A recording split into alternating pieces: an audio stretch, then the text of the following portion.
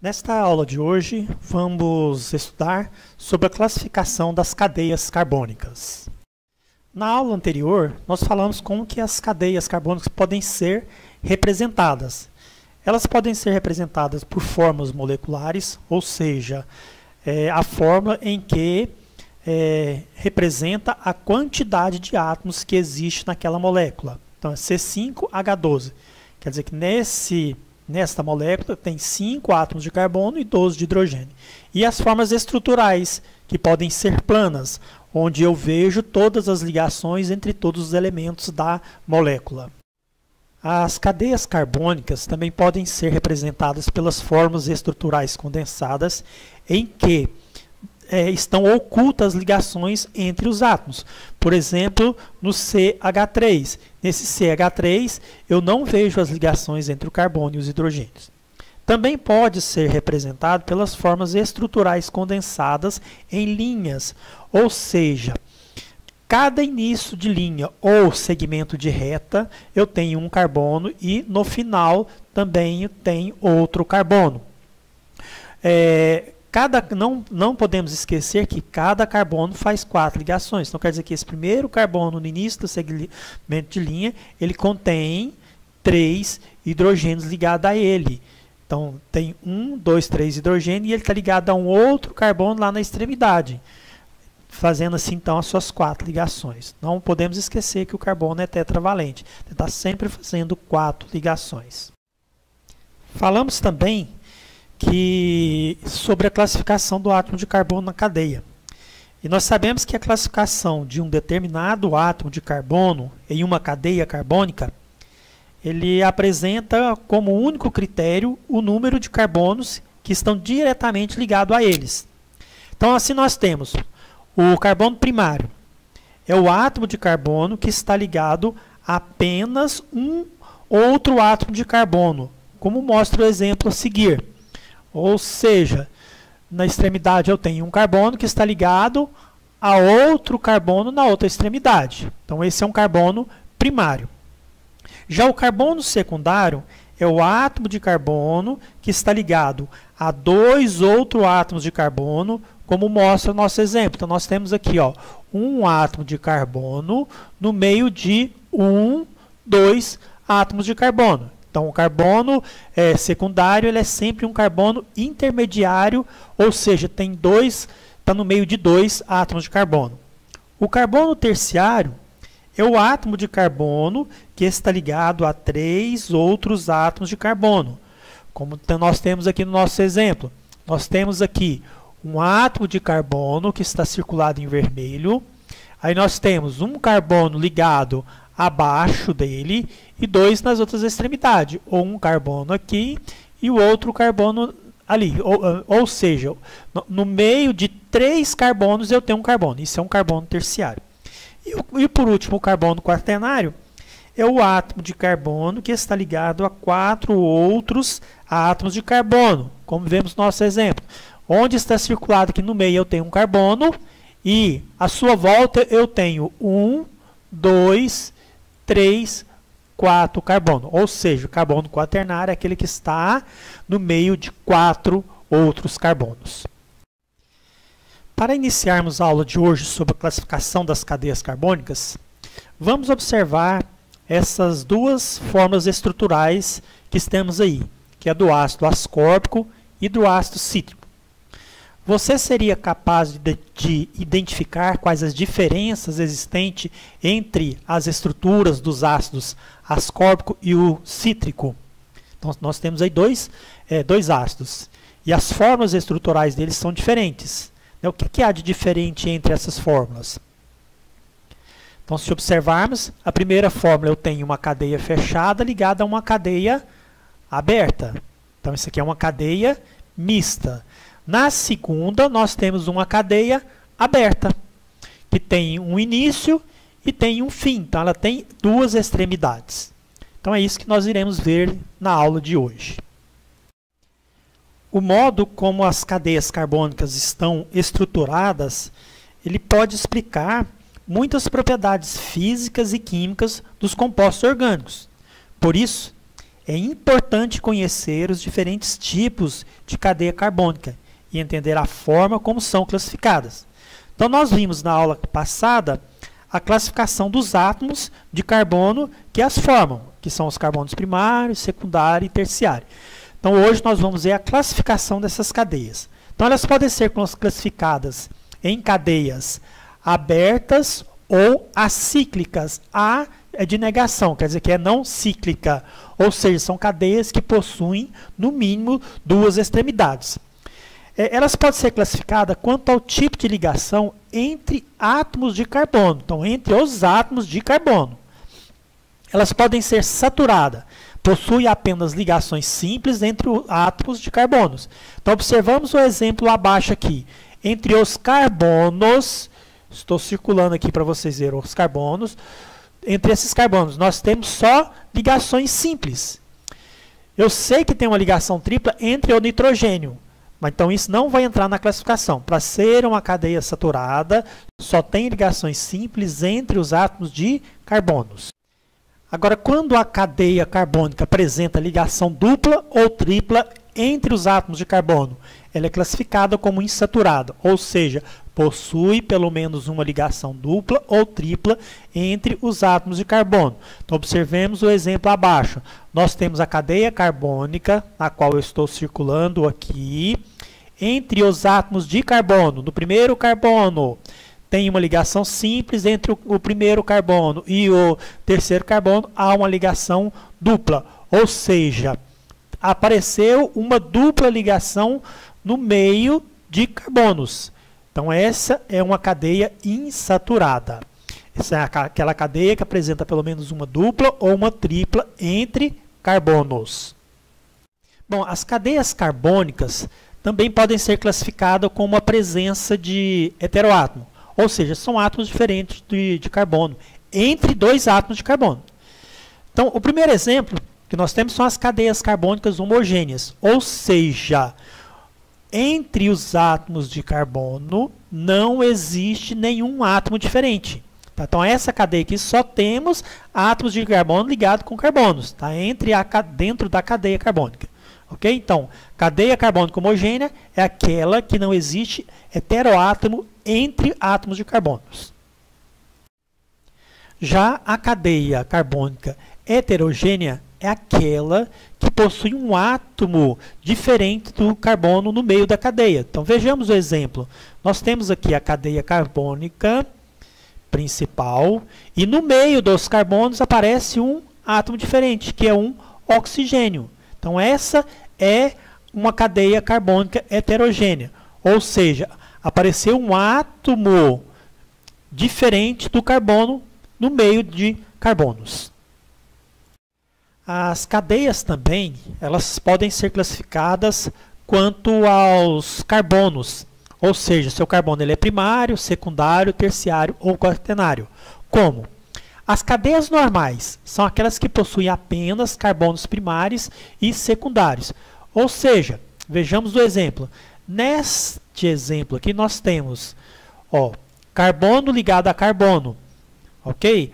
Então, se nós analisarmos esse primeiro carbono aqui, ele está ligado apenas a um carbono. Então, ele é um carbono primário. Esse segundo carbono, ele está entre dois átomos de carbono. Então, tem um átomo de carbono à sua esquerda e outro à sua direita. Então, ele é um carbono secundário. Se nós olharmos o terceiro carbono, também está entre dois átomos de carbono. Ele também é um carbono secundário.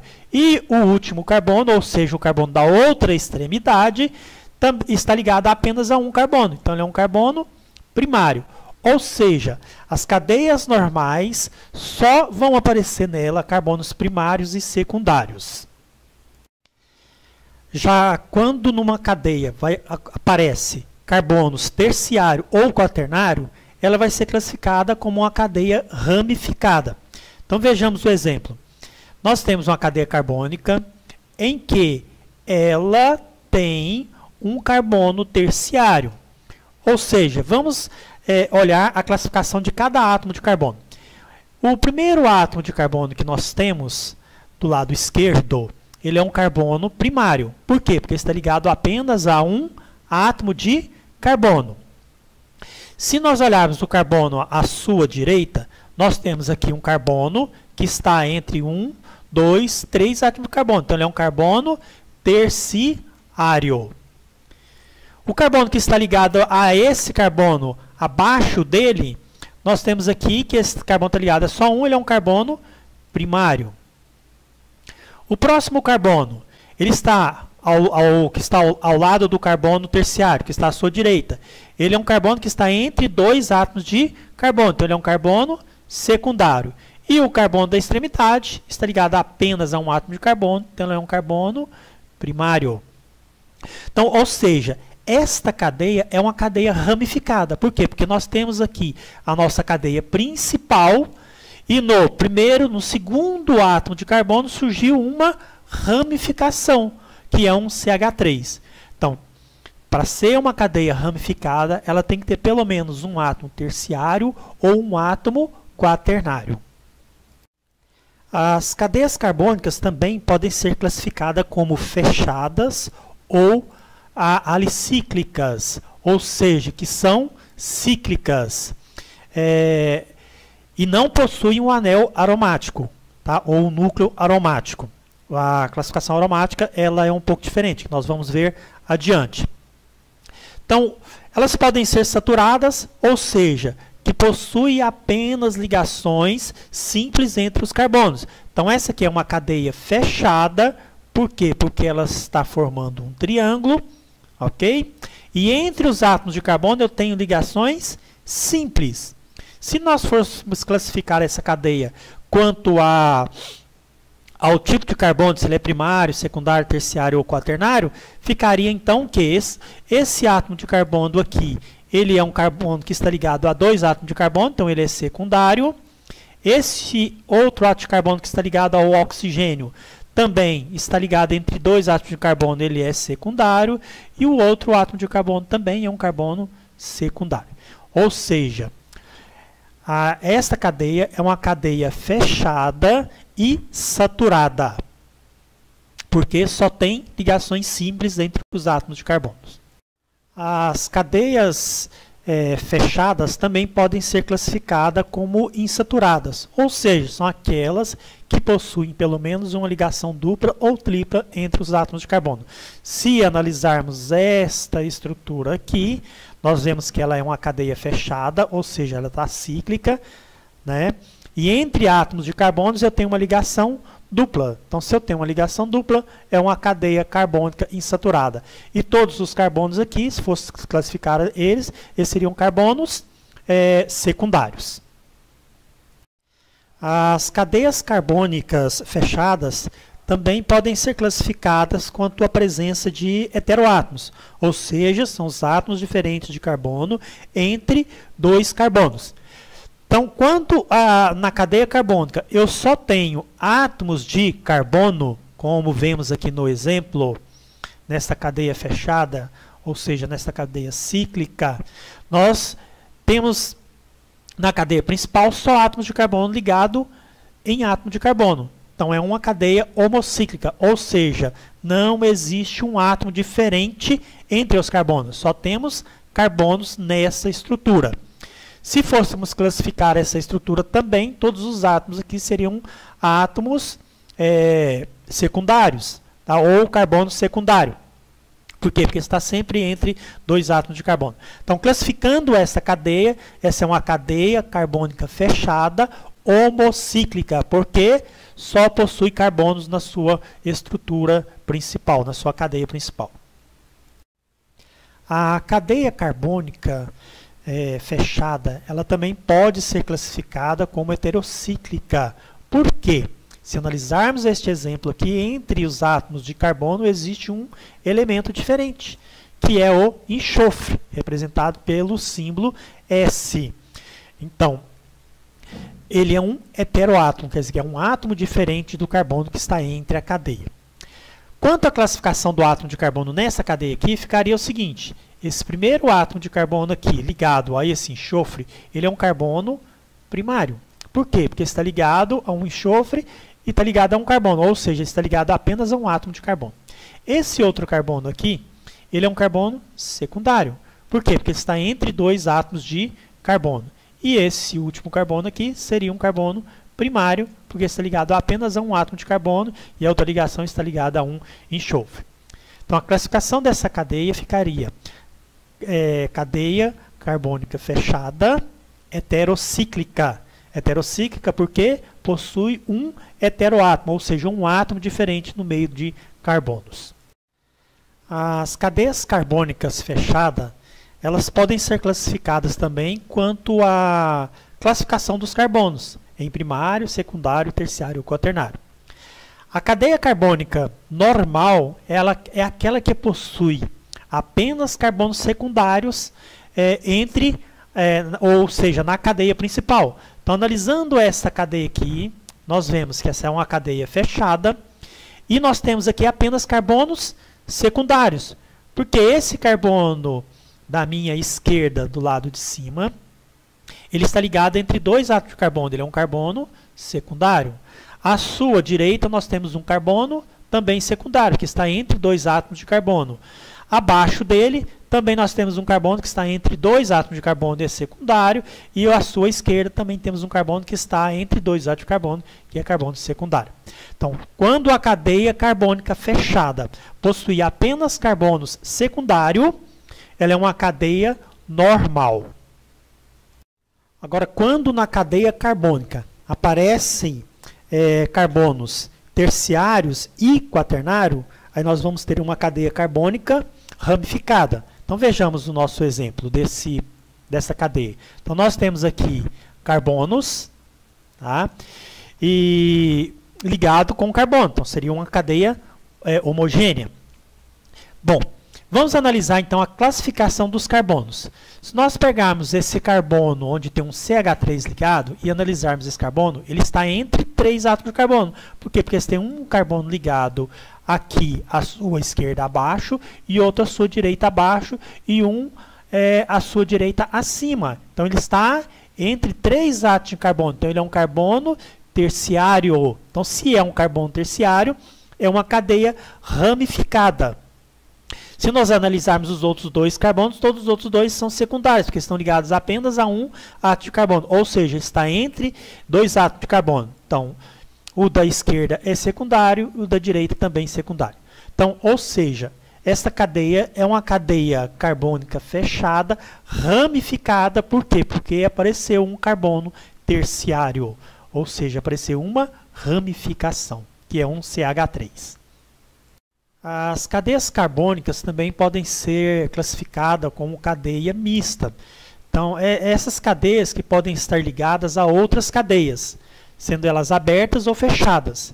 Em moléculas orgânicas mais complexas, é difícil estabelecer se a cadeia principal é a aberta ou a fechada. Então, vejamos o exemplo aqui. Nós temos uma cadeia fechada, que é esse ciclo de 1, 2, 3, 4 átomos de carbono, com uma cadeia aberta, com 1, 2 átomos de carbono.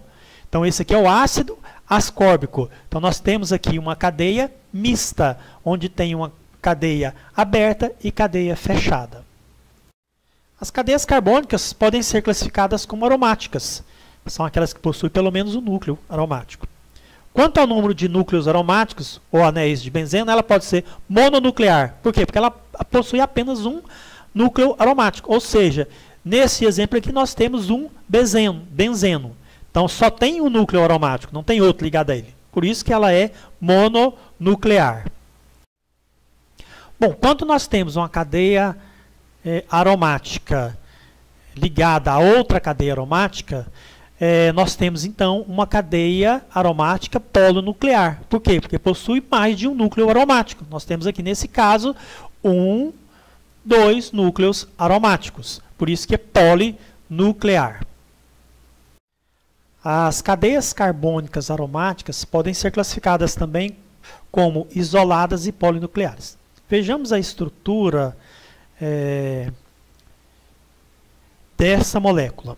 Nós temos aqui 2 núcleos aromáticos e também temos, entre esses 2 núcleos, um átomo de carbono. Ou seja, esse átomo de carbono está isolando ou está separando os dois núcleos. Então, eu tenho um núcleo aromático à sua esquerda e um à sua direita. Então, essa cadeia ela é classificada como cadeia carbônica aromática isolada e polinuclear. E as cadeias carbônicas aromáticas podem ser também classificadas como condensadas e polinucleares. Condensadas por quê? Porque se observarmos esse exemplo aqui, nós temos os núcleos aromáticos, todos eles possuem um átomo de carbono em comum. Então, eu tenho um átomo de carbono em comum aqui, um átomo de carbono aqui. Na outra estrutura, eu tenho um átomo de carbono em comum aqui e outro átomo de carbono aqui. Então, não existe nenhum átomo que esteja isolando os núcleos aromáticos. Então, eles estão todos interligados. Então, por isso, ela é classificada como uma cadeia condensada e polinuclear, porque ela tem 1, 2, 3 núcleos aromáticos. Dentro do estudo da química orgânica, sempre surgem alguns temas que são muito polêmicos. Hoje, por exemplo, nós temos aí na grande mídia e uma grande discussão em que um medicamento pode ser usado para a cura da Covid-19, que é a cloroquina e a hidroxicloroquina e alguns outros medicamentos que vão surgindo, em que há quem defenda o uso e há quem condena o uso desses medicamentos. E é sempre importante e interessante a gente aprofundar esses estudos e ter um conhecimento melhor. Porque cada tipo de medicamento ele contém efeitos colaterais. E esses efeitos colaterais, ao invés de trazer a cura de uma doença, pode, no caso, trazer outras enfermidades provenientes da toma desse medicamento. Então, é muito importante não ficarmos apenas com as opiniões que são vistas dizem serem especialistas aí na grande mídia. É importante nós nos procurarmos e estudarmos esses temas tão polêmicos e fazer pesquisas em fontes confiáveis, em revistas científicas, em estudos científicos, para podermos não cairmos na tentação de apenas estar consumindo medicamentos sem uma eficácia, ou seja, uma eficácia para a sua saúde, ou que às vezes ainda pode trazer, ao invés de aliviar a sua dor, de trazer mais complicação. Muitas drogas e medicamentos são constituídos por substâncias orgânicas. É isso que a gente vai tentar fazer nesse pequeno tempo que nós temos nessa aula de hoje. Mas nas próximas aulas a gente vai falando mais sobre as funções orgânicas que existem nesses medicamentos, nessas drogas. Eu sei que é um tema muito polêmico, mas vamos fazer uma pequena reflexão sobre essa temática dessa aula de hoje. Iniciemos esse tema com a pequena reflexão. O que são drogas e medicamentos? A resposta não é tão evidente ou óbvia como alguns poderiam pensar. A palavra usada atualmente pela ciência para designar os medicamentos é fármaco, que pode ser definido como qualquer substância farmacologicamente ativa usada em benefício da saúde. Por motivos didáticos e por seu uso consagrado na vida cotidiana, continuaremos a usar a palavra medicamentos com mais frequência, apesar da palavra fármacos também ser empregada em algumas situações. Algumas substâncias consideradas como drogas são usadas como medicamentos. Um exemplo clássico é a morfina, sem dúvida uma droga que também é usada como medicamentos para pacientes com doença terminal, por ser um potente analgésico capaz de aliviar dores muito fortes. Então, nesse pequeno estudo, vamos tentar responder as várias questões que esse tema gera. Vamos refletir um pouco mais sobre algumas perguntas. Então, vamos iniciar nossa reflexão. O que são drogas? Cigarros e bebidas alcoólicas podem ser classificadas como drogas? As respostas a essas perguntas certamente não seriam unânimes. Por quê? Porque para considerar uma substância legal ou ilegal, ela exige, no entanto, uma discussão bastante ampla, pois a sua legalidade ela não está relacionada às suas propriedades químicas ou a efeitos que ela possa provocar no usuário, ou ainda aos riscos que seu consumo possa representar para a saúde. Então, os grupos sociais é que definem a legalidade do consumo dessas substâncias. E os critérios, eles variam de uma cultura para outra ou de um momento histórico para outro. Esses critérios, eles são, portanto, mais culturais do que científicos e não são muito úteis para o estudo químico das drogas. A farmacologia, que é o ramo da ciência que estuda os medicamentos e drogas, define esses efeitos sobre o organismo da seguinte forma: as drogas são substâncias capazes de modificar o funcionamento dos organismos vivos, resultando em mudanças fisiológicas de comportamento, e os medicamentos, que são drogas utilizadas com finalidade terapêutica. E as drogas psicotrópicas são substâncias que atuam sobre o sistema nervoso central, modificando o comportamento do usuário. Então, há várias maneiras possíveis de classificar as drogas. Você já deve ter ouvido falar que as drogas provocam dependência. Então, em certos casos, essa dependência pode levar à tolerância e à síndrome de abstinência. A tolerância é a necessidade de se utilizar quantidades cada vez maior de droga para que o mesmo efeito causado por ela seja mantido. Já a síndrome de abstinência é o conjunto de sinais e sintomas que podem ser observados quando pessoas com dependência de alguma droga interrompem seu uso. Por exemplo, uma pessoa que aleatoriamente lá no final de semana ou numa festa toma uma cerveja. Então essa pessoa que toma cerveja aleatoriamente só final de semana ou em festa, ela não pode ser caracterizada ou chamada de alcoólatra, ou seja, que ela dependa desse alcoolismo. Porque ela toma de vez em quando, ela tem o controle sobre os seus desejos, sobre sua vontade. Então ela não toma todos os dias.